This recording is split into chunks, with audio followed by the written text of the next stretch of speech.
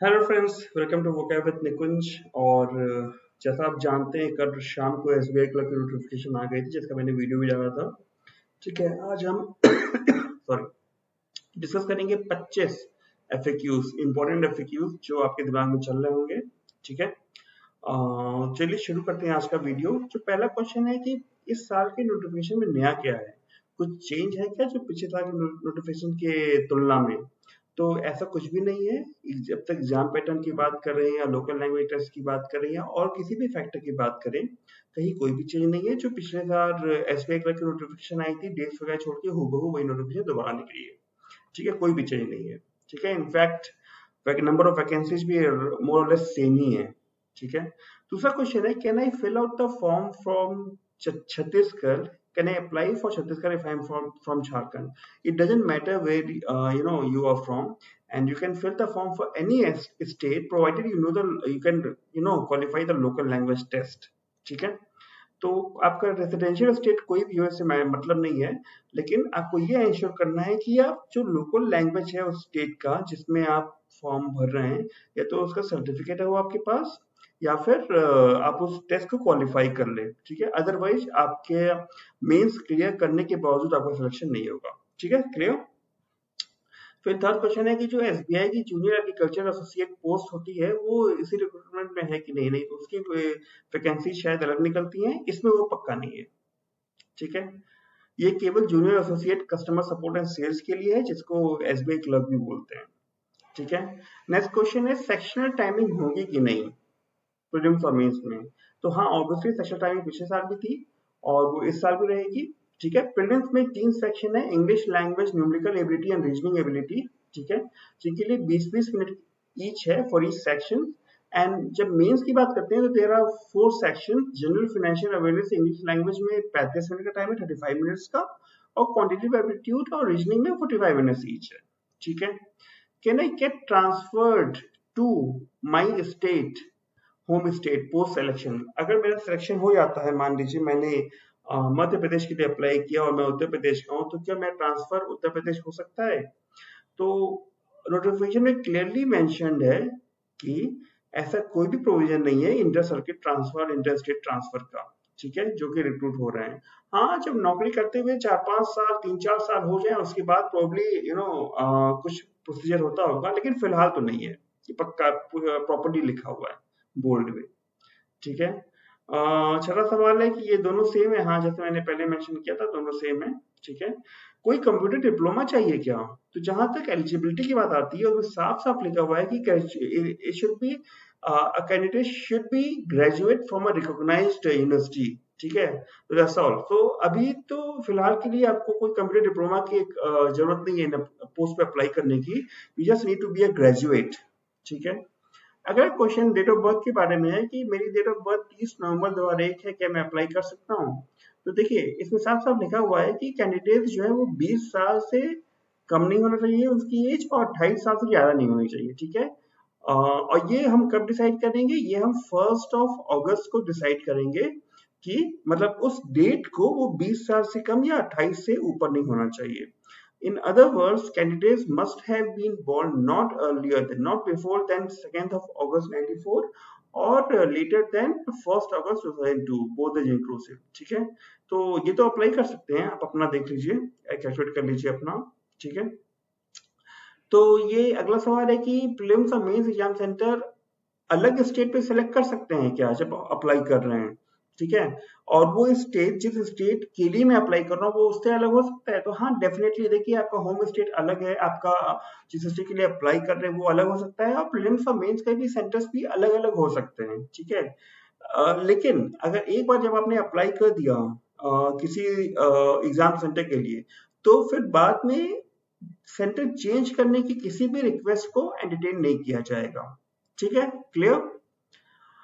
Next, I have an education loan, will it cause any issue bye selection? तो आपका अगर education loan है और अगर आपने कोई डिफॉल्ट नहीं किया, मतलब आपने जो लोन वापस करने की प्रक्रिया, मतलब उसमें कोई डिफॉल्ट मतलब कोई पेमेंट रोके नहीं है, तो there should not be any issue. ठीक है, in a few states they have given 2 to 3 languages, right? So do we need to know all the languages mentioned there? तो जिन स्टेट्स में लोकल लैंग्वेज लिस्ट में state के against 2 या 3 languages लिखी हुई है, आपको केवल एक लैंग्वेज आनी चाहिए, ठीक है, और दैट विल सफाइस। आपको उसमें क्वालिफाई करना है, अपना सर्टिफिकेट दिखाना है, and that will do the job, ठीक है। इस जॉब पोस्ट की सैलरी कितनी है, अगला सवाल, 12वां सवाल है ये।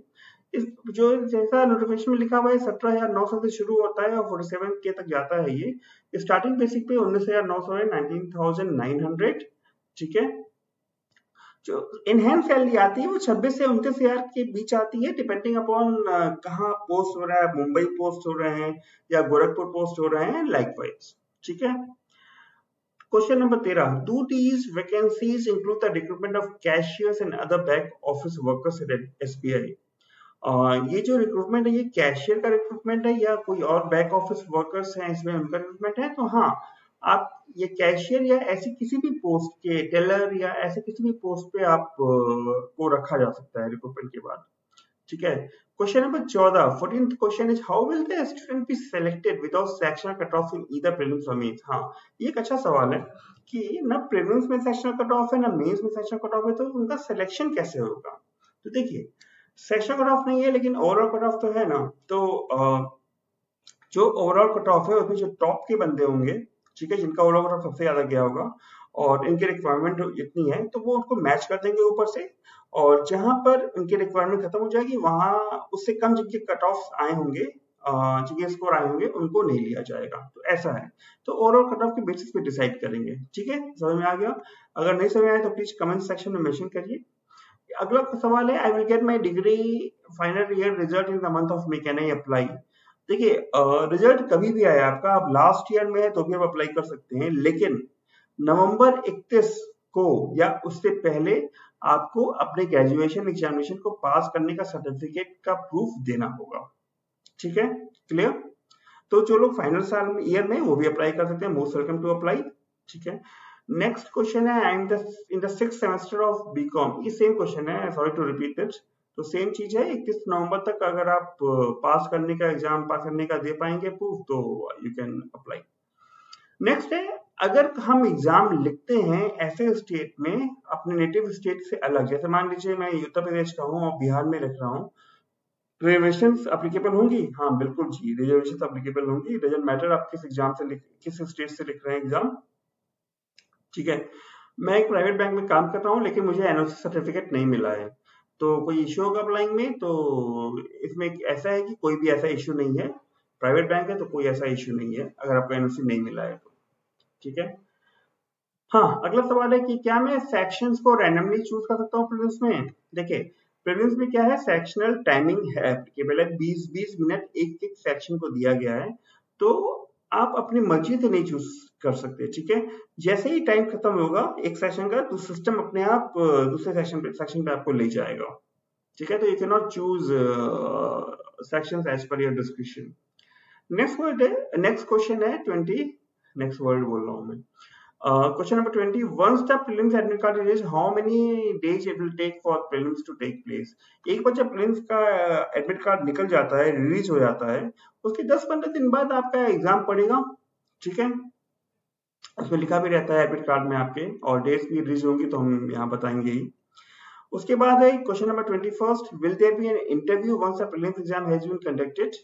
तो नहीं, कोई इंटरव्यू ऐसा नहीं है, यहाँ पे केवल आपको प्रीलिम्स क्वालिफाई करना है, क्लियर करना है, मेंस क्लियर करना है, और मेंस के बाद जो लोकल लैंग्वेज टेस्ट है वो क्लियर करना है।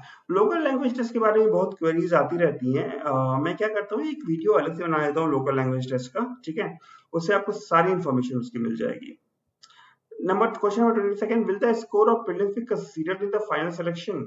प्रीलिम्स का स्कोर क्या फाइनल सिलेक्शन में मैटर करेगा? देखिए, प्रीलिम्स का जो स्कोर होता है एसबीआई क्लर्क में, उसका ओनली एंड ओनली पर्पस होता है मेंस के लिए, आपको क्वालिफाई कराना। मतलब कि अगर उसको आप प्रीलिम्स का कट ऑफ क्लियर कर लेते हैं तो मेंस में आपकी एंट्री हो जाती है, वहां पे प्रीलिम्स के स्कोर का काम खत्म हो जाता है। जो आपका फाइनल सिलेक्शन होगा वो केवल और केवल मेंस के स्कोर पे होगा, ठीक है। जो लोग मेंस का कट ऑफ क्लियर कर लेंगे उनको लोकल लैंग्वेज टेस्ट के लिए बुलाया जाएगा, और वो क्लियर कर लेंगे तो उसके बाद आपका फाइनल सिलेक्शन हो जाएगा, ठीक है। नेक्स्ट क्वेश्चन है question number 23, how many times can I apply? तो कितनी बार मैं एसबीआई क्लर्क के लिए अप्लाई कर सकता हूँ? As long as you are meeting the criteria, as long as you are satisfying the eligibility criteria, you can apply. There is no as such a bar as such on number of attempts. कुछ exams में होता है number of attempt में बार, लेकिन यहाँ पे नहीं है एटलीस्ट, ठीक है। नेक्स्ट है what is the test of specified local language, operate local language, ठीक है। इसके बारे में पूछा जा रहा है कि ये क्या है, आइए समझते हैं। जो सिलेक्शन के लिए क्वालिफाई कर लेते हैं और 10वीं या 12वीं का मार्कशीट दिखाते हैं, जिसमें ये लिखा रहता है कि उन्होंने जो लैंग्वेज है वो पढ़ी हुई है, उन्हें उनके लिए कोई टेस्ट नहीं है, ठीक है, क्लियर। लेकिन जो लोग अदर्स हैं, मतलब जो और लोग हैं, जैसे मान लीजिए मैं यूपी का हूँ और मैंने केरला से अप्लाई किया, तो वहां पे मलयालम लैंग्वेज चलती है, राइट। तो जो मेरे ऐसे लोग हैं उनके लिए क्या होगा, उनके लिए लोकल लैंग्वेज टेस्ट कंडक्ट होगा प्रोविजनल सिलेक्शन के बाद, ठीक है। और जो उसको पास करेंगे, क्वालिफाई कर लेंगे, उनका सिलेक्शन हो जाएगा। जो नहीं कर पाएंगे उनको अपॉइंटमेंट भी ऑफर नहीं होगी। तो इसके लिए इसका बहुत ज्यादा ध्यान रखिए कि जिस स्टेट से आप अप्लाई करना चाह रहे हैं उसकी लोकल लैंग्वेज में आप कितने प्रोफिशिएंट हैं। अगर किसी स्टेट की वैकेंसी बहुत ज्यादा है, आपको बहुत ज्यादा अप्लाई करने का मन है, तो उसके लोकल लैंग्वेज से कंफर्टेबल अभी से होना शुरू कर दीजिए, क्योंकि जब प्रीलिम्स और मेंस आ जाएगा तो उसके बाद आपको लोकल लैंग्वेज की तैयारी करने का टाइम शायद न मिले, क्योंकि आपका मेन फोकस प्रीलिम्स और मेंस होगा। लेकिन लोकल लैंग्वेज न क्लियर कर पाने के केस में आपका सिलेक्शन सिलेक्शन नहीं हो पाएगा, ठीक है। उसके बाद where will the exam centre, when will be the exam center when we apply for another state, in the native place or the applied state? देखिए, तीन चीजें हैं। आप किसी चीज स्टेट में अप्लाई करते हैं, ठीक है, और एक आपका नेटिव स्टेट हो गया, ठीक है। तो और क्या कहते हैं, आपका एग्जाम सेंटर हो गया। एग्जाम सेंटर प्योरली जिस स्टेट को आपने, जिस एग्जाम सेंटर को आपने एप्लीकेशन फॉर्म भरते समय चुना है उसके वही होगा, अनलेस एंड अनटिल एसबीआई उसको अदरवाइज ना बोले, ठीक है। तो जिस स्टेट के लिए अप्लाई कर रहे हैं या जो आपका नेटिव स्टेट है उससे कोई मतलब नहीं है, ठीक है। तो देखिए साथ साथ लिखा भी है, while filling out the form you should choose the name of the center where he she desires to take the examination. It can be a native state, applied state or any other state. किसी भी state में हो सकता है, आपकी convenience के लिए है, सब्जेक्ट टू एसबीआई's अदरवाइज स्टेटमेंट, ठीक है। तो ये था आज का सेशन। कैसा लगा मुझे बताइएगा। सारे एफएक्यूज आपके आंसर हो गए? अगर नहीं हुए तो प्लीज कमेंट सेक्शन में मेंशन करिए। I try my best to answer your queries, ठीक है। और बस आज के वीडियो में इतना ही। चलिए मिलते हैं अगले वीडियो में। अगर आपको ये सेशन अच्छा लगा कि ये चैनल यूजफुल है तो यहाँ क्लिक करके आप सब्सक्राइब कर सकते हैं। चलिए, thank you for watching, bye bye.